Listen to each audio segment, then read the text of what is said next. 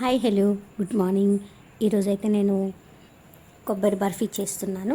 మరి ఎలా చేయాలో ప్రాసెస్లోకి వెళ్తే నేనైతే ముందు రెండు టెంకాయల చిప్పలు మొత్తం 4 చిప్పాలన్నమాట.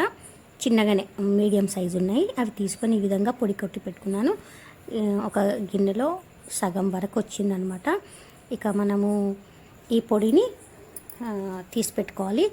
తర్వాత ఒక మందపాటి కడాయి తీసుకొని దాంట్లో 3 స్పూన్ల నెయ్యి వేసి అది కాస్త వేడయ్యాక ఈ పొడిని వేసేసుకొని కొంచెం కలపాలి.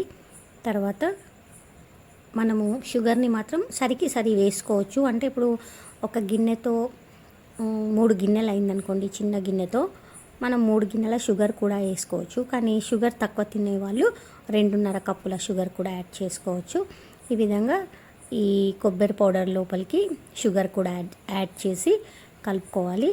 ఈ విధంగా కలుపుకున్న తర్వాత ఒక 3/4 గ్లాసు పచ్చిపాలు వేసి ఈ విధంగా కలుపుకోవాలి. ఇక ఈ చక్కెర పాలు ఉండడం వల్ల ఈ పౌడర్ అనేది కొంచెం లిక్విడ్ లాగా మారిపోతుంది. ఇక దీన్ని బాగా మనము లో ఫ్లేమ్ మీద బాగా కలుపుకొని కొంచెం దగ్గర పడే వరకు కలుపుతూ ఉండాలి. ఒక 15 to 20 మినిట్స్ టైం పడుతుంది. అడుగు మాడకుండా మనం కలుపుతూ ఉండాలి. మధ్య మధ్యలో చూసుకుంటూ మాడకుండా కలుపుకోవాలి. చూడండి, ఈ విధంగా కనిపిస్తుంది కదా, దగ్గర పడుతుంది. మనం ఇందులో ఈ విధంగా కలుపుతూ ఉన్నప్పుడు మధ్యలో ఇలాచీ పౌడర్ని కూడా ఫ్లేవర్ కోసం యాడ్ చేసుకోవాలి.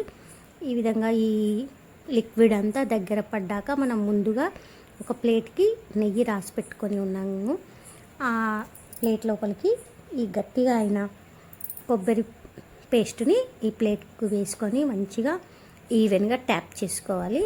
ఇక ట్యాప్ చేసుకున్న తర్వాత కత్తితో మనకు ఇష్టం ఉన్నట్లు ఏ షేప్ అయితే ఆ షేపు, స్క్వేర్, రెక్టాంగిల్ లేదంటే డైమండ్ షేప్ మీకు ఏది ఇష్టం ఉంటే ఆ షేప్లో చేసుకోవచ్చు. లేదంటే గోరువెచ్చగా ఈ పేస్ట్ ఉన్నప్పుడు మనం లడ్డూలుగా కట్టుకోవచ్చు.